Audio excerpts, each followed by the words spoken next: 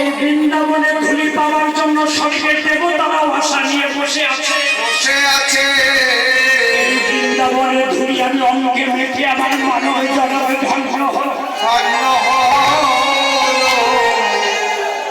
এই বলে মুছি ওই ব্রজের ধুলা অঙ্গে মারছে আর বলছে, ভাই রে, আমি অনেক আশা করে পাদুকা বানিয়ে নিয়ে এসেছি ভগবানকে পড়াবো বলে। আমার ভগবানকে একটু পাদুকা পরিয়ে দাও। সঙ্গে সঙ্গে পূজারী বলছে, একজনকে ওই পাদুকা জঙ্গলে ছুঁড়ে ফেলে দে।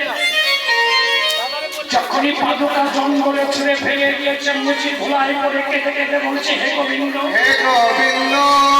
শুনেছি তুমি নাকি ভক্তের অধীন ভগবান। কোন ভক্ত যদি তোমার কাছে কোনো আশা নিয়ে আসে, তুমি নাকি সেই ভক্তের মনোবাঞ্ছা পূরণ করো। যতক্ষণ এই পাদুকা তুমি চরণে পড়বে না, ততক্ষণ আমি বৃন্দাবনে ছেড়ে যাবো না। ওই মুচি ধুলাই করে কাঁদছে। পূজারী সন্ধ্যারতি সমাপন করে মন্দিরের দরজা বন্ধ করে যখন শয়নে কক্ষে শয়নে গিয়েছেন,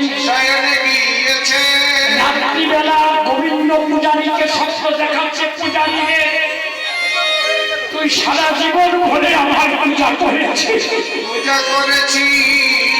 কিন্তু কোনদিন তুই আমার ভক্তের পূজা করিসনি।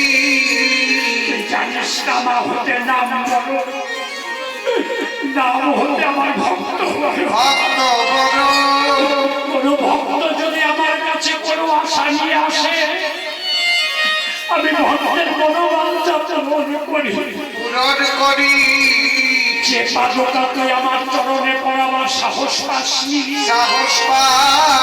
দেখে যা, আমি রাধারানীকে নিয়ে ওই জঙ্গলে গিয়ে খুঁজে খুঁজে পাদুকা পরে এসেছি।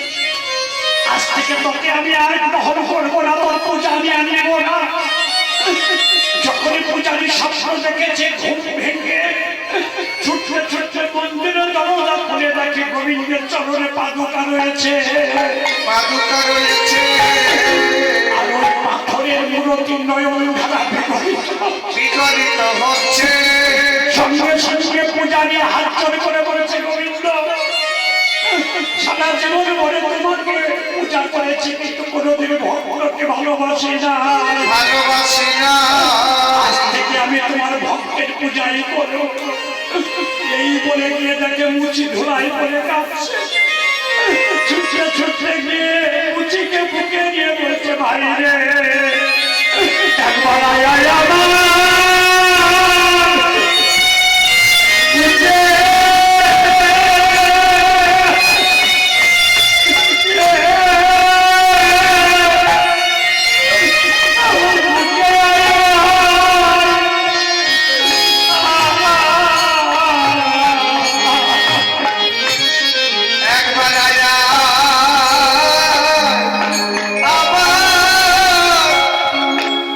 বুকে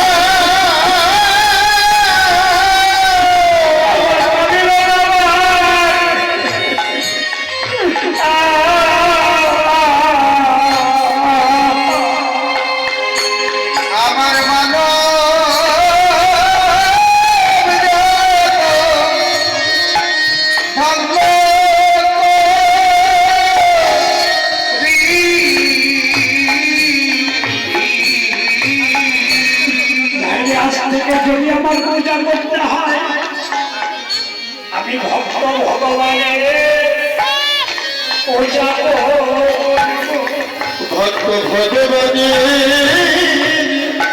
পূজা করব যখন চরণ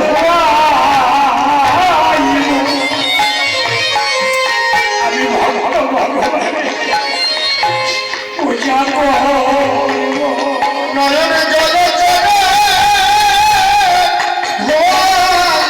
মানব জানা